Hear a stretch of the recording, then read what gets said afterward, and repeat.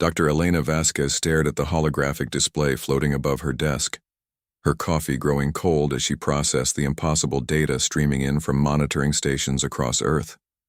The Zephyrian plague, the bioweapon that was supposed to end humanity's expansion into the galaxy, was behaving in ways that defied every xenobiological model in their databases. "This can't be right," she muttered, pulling up another data stream from New Mumbai's pediatric ward. The readings were consistent across every major population center. Children infected with the plague weren't dying. They weren't even getting sick. They were getting stronger. 3 months earlier, the Zephyrian Collective had made their ultimatum crystal clear. Humanity would withdraw from all contested star systems or face biological annihilation. Their weapon of choice was elegant in its cruelty, a synthetic plague that targeted the human immune system's unique evolutionary quirks, exploiting the very adaptations that had allowed Homo sapiens to survive Earth's harsh prehistoric climate changes. The plague spores had been deployed simultaneously across Earth's major cities. Within hours, adults began falling ill. The pathogen attacked with ruthless efficiency: fever, delirium, organ failure, death. The mortality rate among adults over 25 exceeded 90%. But something extraordinary happened in the pediatric wards. Elena pulled up footage from a playground in São Paulo. Children who should have been bedridden were running, laughing, playing games that seemed to involve deliberately exposing themselves to the plague spores drifting like glitter through the air. As she watched, a 7-year-old girl named Carmen literally inhaled a handful of the deadly particles, giggled, and then exhaled them in perfect geometric patterns that sparkled in the afternoon sunlight. Dr. Vasquez, her assistant Marcus, appeared in the doorway, his face pale but determined. At 19, he was among the lucky few young adults who had survived the initial infection wave, though he bore the telltale silver streaks in his hair. That marked plague survivors. "You need to see this." He led her to the observation deck overlooking the research facility's quarantine playground, a controlled environment where infected children could play while scientists monitored their biological processes. What Elena saw there made her question everything she understood about human biology.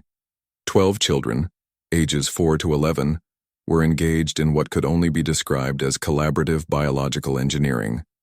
They moved with an otherworldly synchronization, breathing the plague spores in complex patterns, their young bodies somehow processing and transforming the deadly pathogen in real time. "They're not just immune," Marcus whispered, his voice filled with awe. "They're weaponizing it." Elena watched as 8-year-old Tommy Chen approached the observation window and pressed his palm against the reinforced glass, where his skin made contact.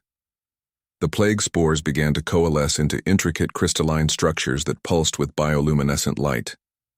"Hello, Dr. Vasquez," Tommy said, his voice carrying clearly through the intercom despite his young age. "We know you're worried about the grown-ups. We fixed the medicine." "Fixed?" Elena leaned closer to the microphone. "What do you mean, fixed?"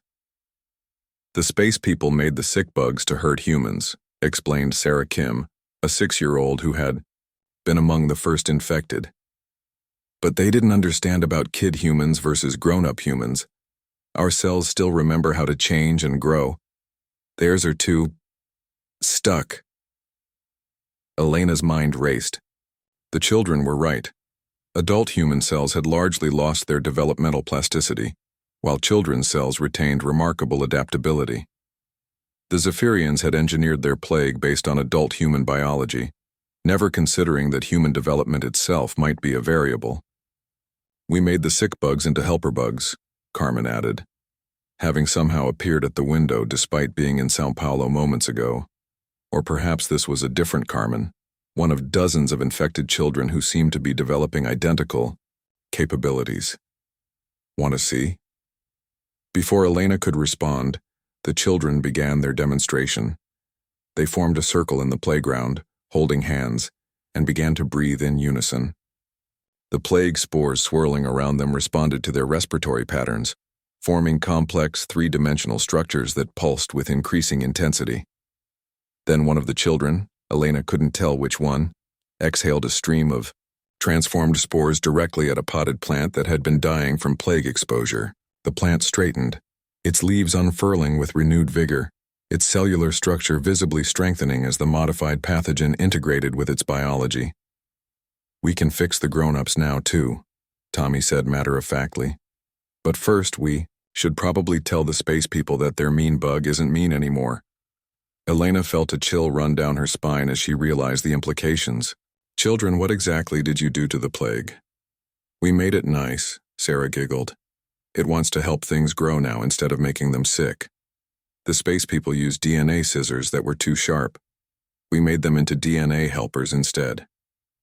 Over the following weeks, Elena documented the impossible. The children hadn't simply developed immunity, they had collectively reprogrammed a weapon of mass destruction into a tool of unprecedented biological enhancement. The modified plague now strengthened immune systems, accelerated healing, and even enhanced cognitive function in both humans and non-human life forms. But perhaps most remarkably, the children had begun broadcasting their transformed plague spores beyond Earth's atmosphere, using techniques that seemed to bend the laws of physics. The spores traveled along quantum pathways that adult scientists could barely theorize about, reaching Zephyrian worlds with surgical precision. The first reports came from the outer colonies. Zephyrian soldiers were laying down their weapons, their aggressive tendencies mysteriously dampened. Their biological imperative for territorial expansion was being replaced by an overwhelming desire to nurture and protect other species. "You turned their plague into an empathy virus," Elena breathed, watching the children play their incomprehensible games. "Not a virus," Carmen corrected gently. "A gift. The space people were sick too, just differently. They forgot how to share and play and make friends. Now they remember."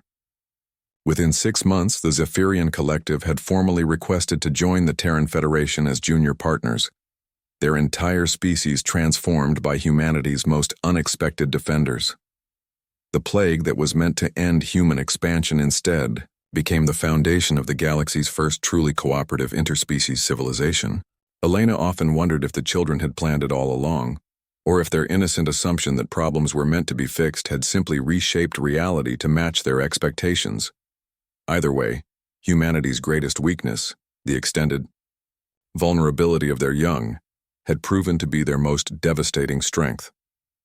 The playground had indeed become a laboratory for cures, operated by the most brilliant biological engineers the universe had ever seen. Human children who still believed that everything could be fixed with enough creativity and the right kind of play.